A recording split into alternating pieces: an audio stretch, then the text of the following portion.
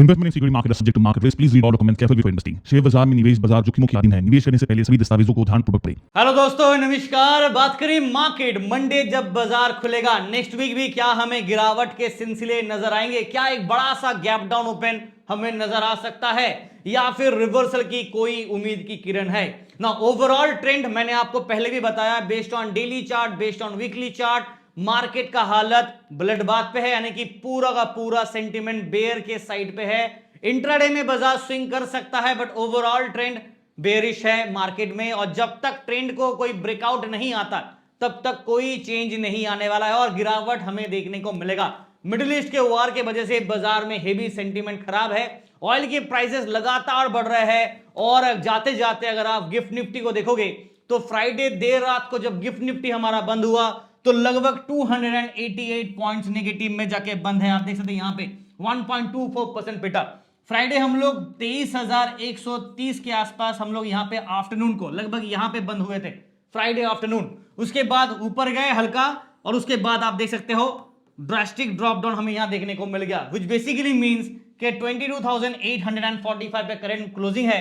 तो मंडे को हम लोग एक गैप डाउन ओपन एक्सपेक्ट करके चल सकते हैं और 23,000 को शायद गिफ्ट निफ्टी ब्रेकडाउन देगा। बट रुकिए, मॉर्निंग पे क्या करना आपको? एशियन बाजार को देखना है। एशियन मार्केट अगर सुबह सुबह रिवर्सल करता है और पुल बैक करता है, अपने आप को ऊपर की तरफ शॉर्ट कवर करता है, तो शायद गिफ्ट निफ्टी में कितना डिस्टेंस का गैप रहेगा वो मैटर करता है। और based on that gap up या गैप डाउन या साइडवेज नेगेटिव क्या ओपन होगा वो प्रेडिक्ट कर सकते हैं। तो इसलिए मॉर्निंग का इंतजार करेंगे। मंडे मॉर्निंग एशियन बाजार कैसा ट्रेड करा, गिफ्ट निफ्टी कैसा ट्रेड करा, बट ओवरऑल सेंटीमेंट नेगेटिव है।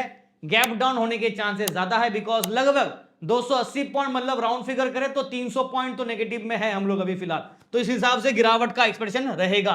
जहां तक ओवरऑल मार्केट का बात है, फ्राइडे आप देख सकते हो कि निफ्टी 0.5% पॉजिटिव हुआ और उसके बाद हायर लेवल से गिरने स्टार्ट किया।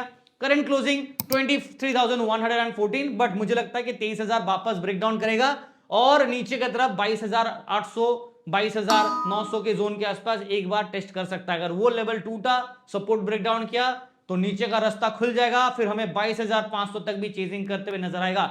मिडिल ईस्ट के वार की वजह से ऑयल के प्राइसेस में जो बढ़ोतरी है वो बाजार को काफी अच्छा संकेत नहीं दे रहा। लुक एट दिस, ऑयल के prices, brain crude, natural gas सब कुछ बढ़ रहा है। हाँ, इंडिया के कुछ वेसल्स जाने दिया जा रहा है, बट मुझे ऐसा लग रहा है कि उससे ज्यादा फर्क नहीं पड़ेगा। इवन तो इंडिया के वेसल्स अगर बाईपास हो रहा है, वहां से निकल के आ रहे हैं, it will not impact Indian market, because overall global बाजार नेगेटिव है। इंडियन मार्केट को उसका असर झेलना ही पड़ेगा और कोई रास्ता नहीं है। बैंक निफ्टी में एक और नया प्रॉब्लम है और उसका कारण है एचडीएफसी बैंक।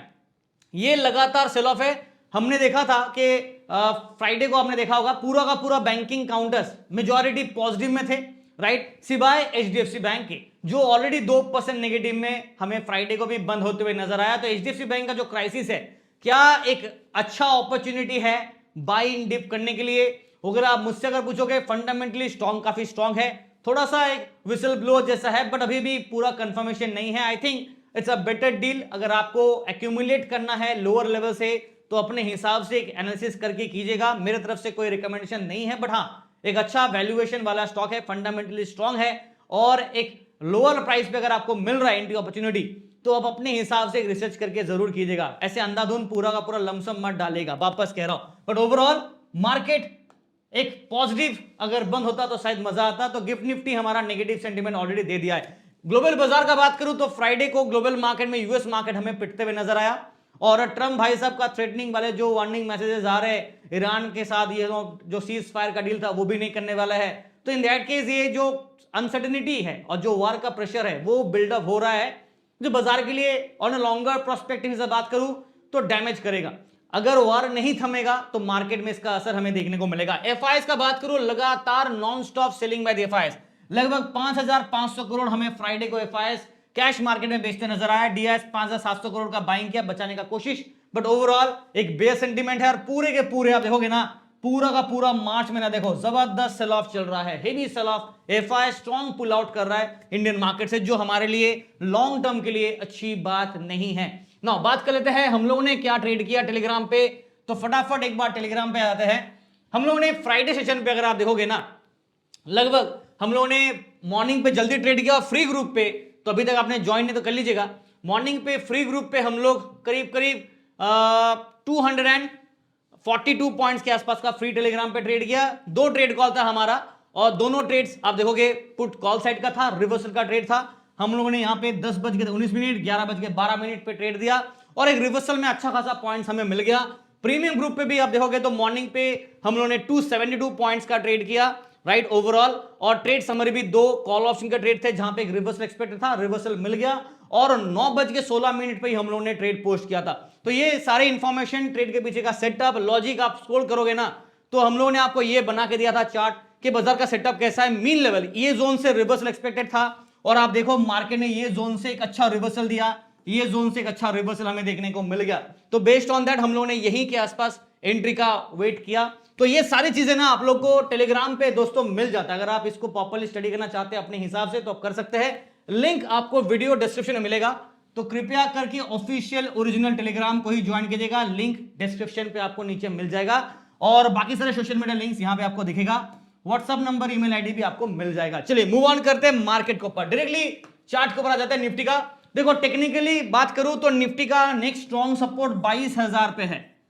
अगर बाजार ये गैप को फिल करके नीचे गिरना चाहता है तो 22,000, बीच में अगर सपोर्ट का बात करें तो 22,800 पे है, 22,600 500 के जोन पे है, राइट। उसके बाद 22,300 200 के जोन पे रहेगा एंड देन 22,000 पे रहेगा। तो ओवरऑल ब्लॉक पे सपोर्ट है, बट ओवरऑल अगर आप चार्ट वाइज बात करूं जो स्ट्रॉन्ग सपोर्ट अगर हमें चाहिए तो मार्केट का नेक्स्ट स्ट्रॉन्ग सपोर्ट मैंने पिछले बार भी दिखा था, यहां पे दिख रहा आपको, ये बाजार का सपोर्ट है जो कि 22,000 के भी नीचे है।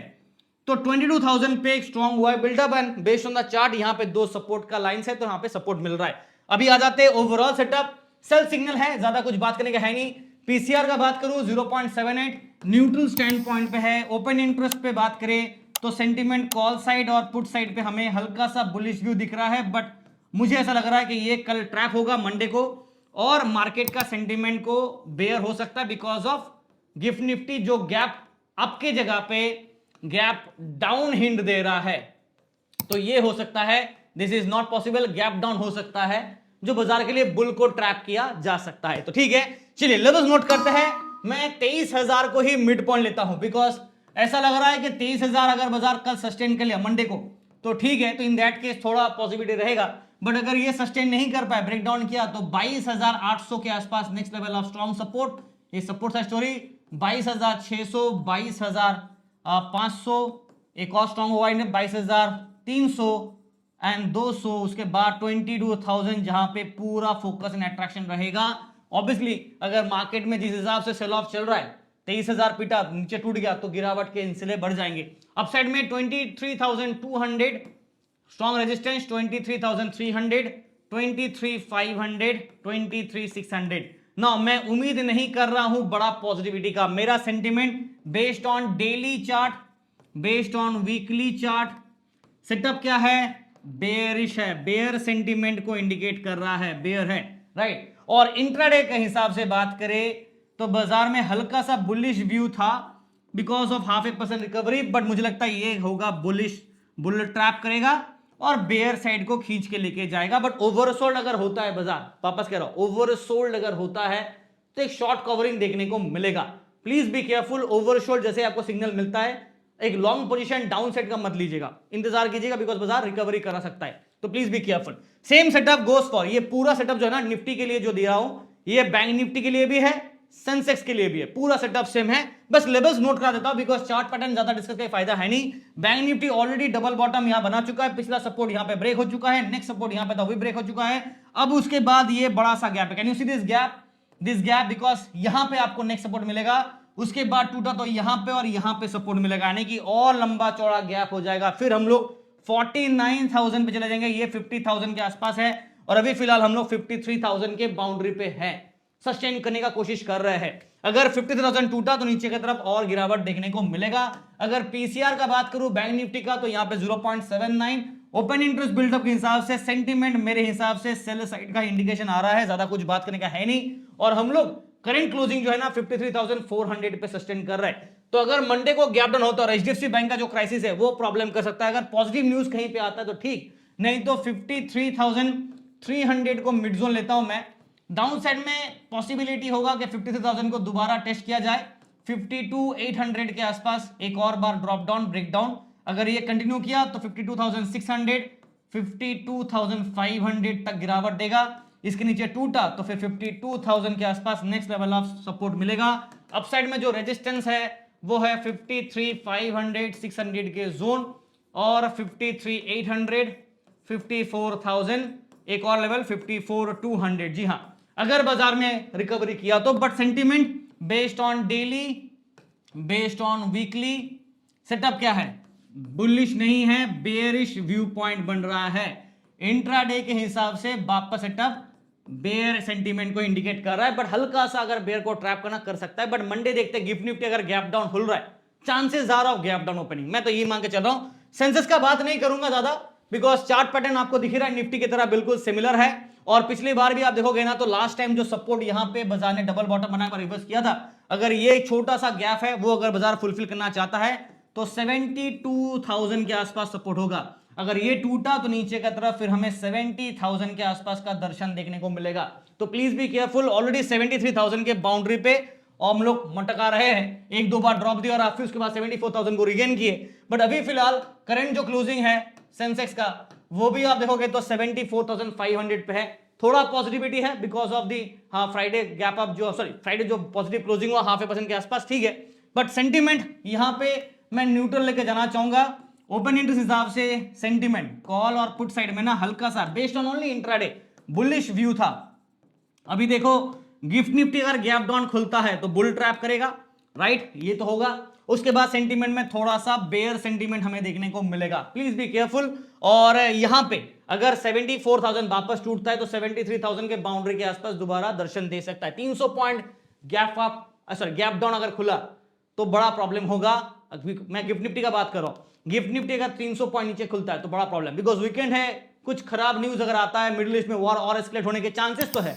अब और एस्केलेट होता है तो प्रॉब्लम होगा, तो please be careful. Levels note कर लीजिए, 74,000 को ही मिड पॉइंट लूंगा मैं। ये टूटा तो 73,500 73,000 बैक टू बैक दो लेवल पे स्ट्रॉन्ग अट्रैक्शन कम सपोर्ट।